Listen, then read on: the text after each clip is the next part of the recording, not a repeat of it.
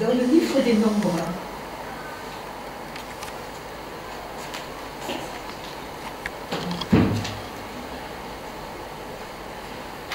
Le peuple de Dieu était sorti d'Égypte, libéré, marchant derrière Moïse, derrière la colonne de feu, de nuée.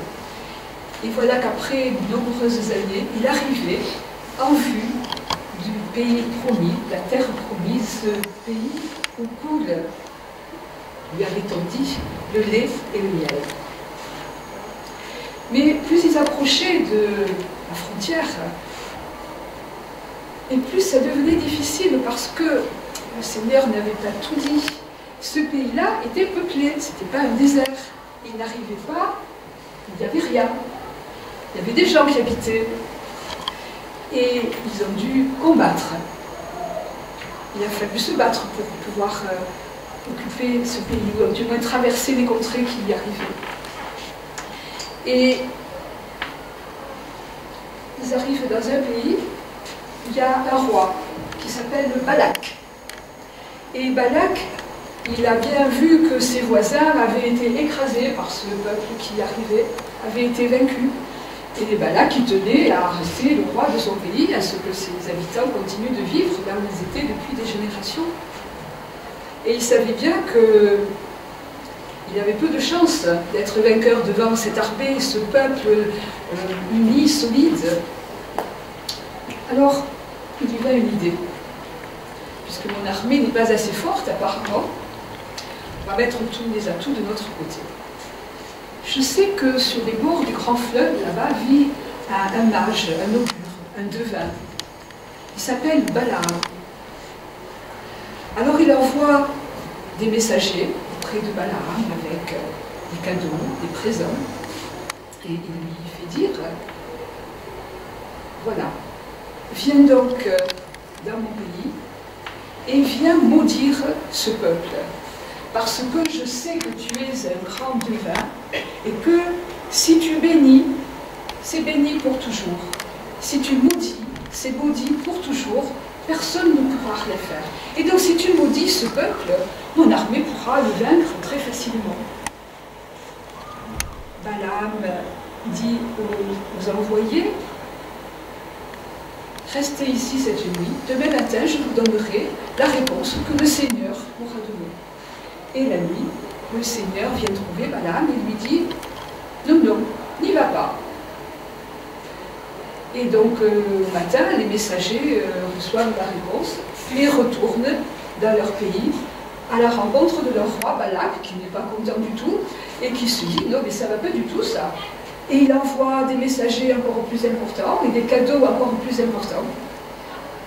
Et ces messagers retrouvent donc Balaam, ils disent « Il faut que tu viennes maudire ce peuple.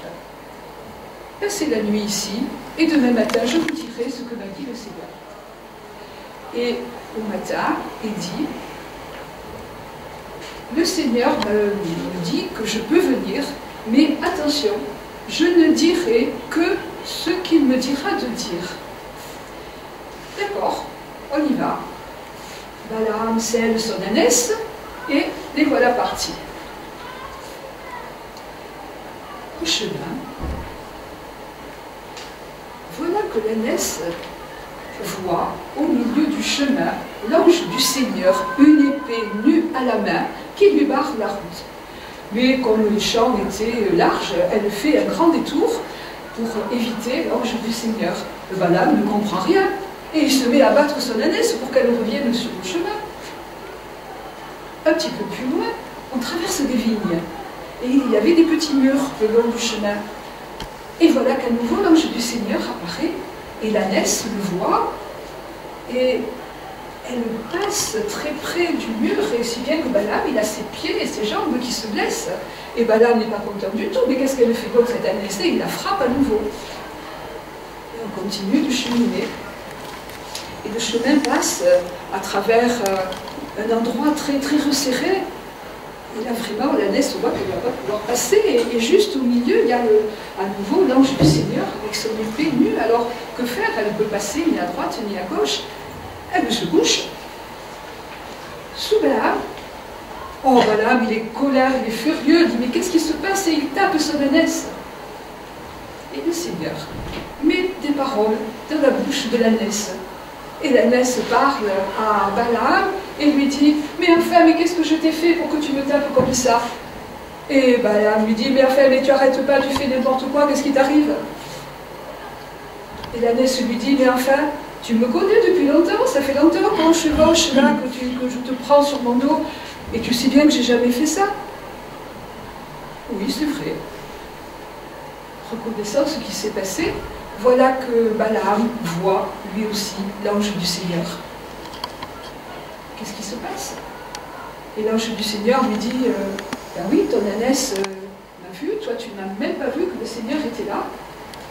Et Balaam reconnaît sa faute et lui dit mais peut-être que tu es là sur le chemin pour m'empêcher d'aller voir, d'aller maudire ce peuple. Je vais retourner chez moi. Non, non, continue. Mais fais bien attention, souviens-toi, tu ne diras que ce que le Seigneur te dira de dire. Continue le chemin, et ils arrivent au pays de Moab, là où règne le roi Balak. Balak est heureux de le voir, et il lui dit, viens, montons sur la colline, tu vas voir toute une partie de ce peuple.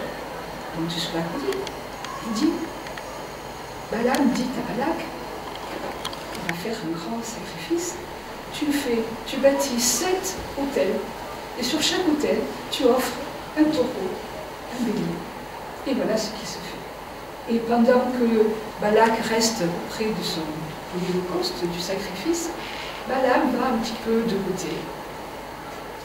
Et il écoute ce que lui dit le Seigneur. Et le Seigneur lui dit, ne maudis pas ce peuple, c'est mon peuple, il est béni. Balaam revient voir Balak, et il prononce son oracle. Moi, Balaam,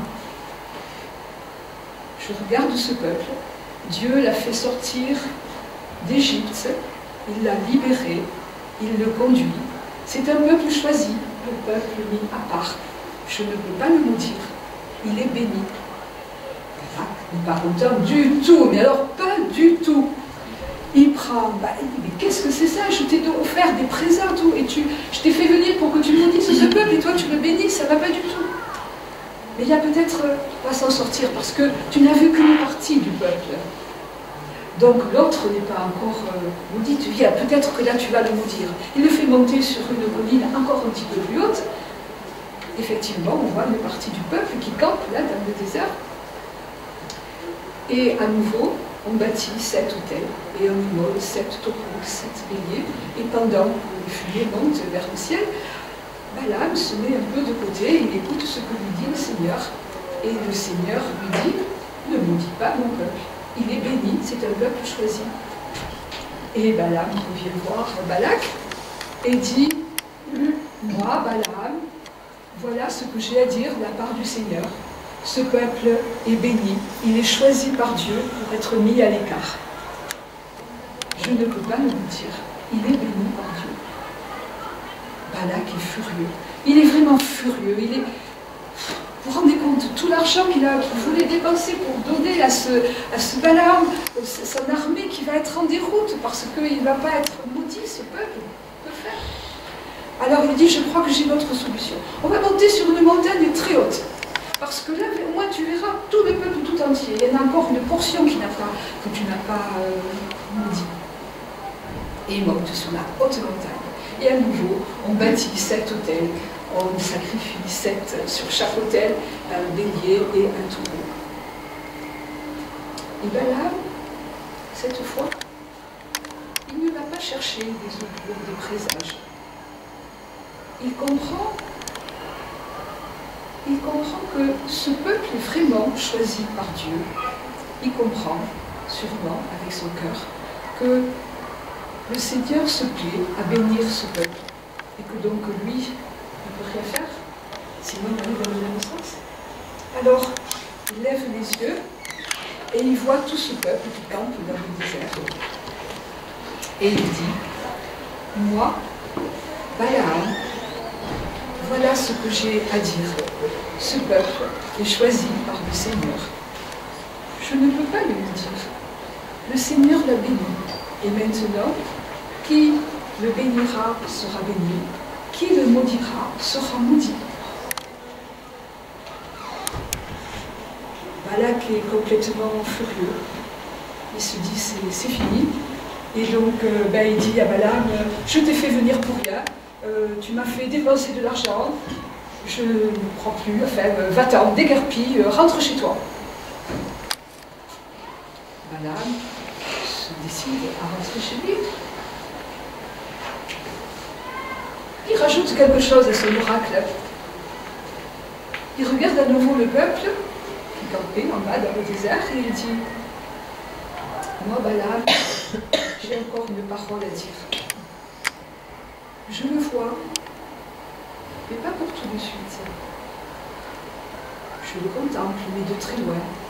Un jour, dans les jours d'après, de ce peuple montera une étoile. Un roi naîtra de ce pays d'Israël, et toutes les nations viendront et se prosterneront devant lui. Puis il remonte sur son ânesse et il rentre chez lui.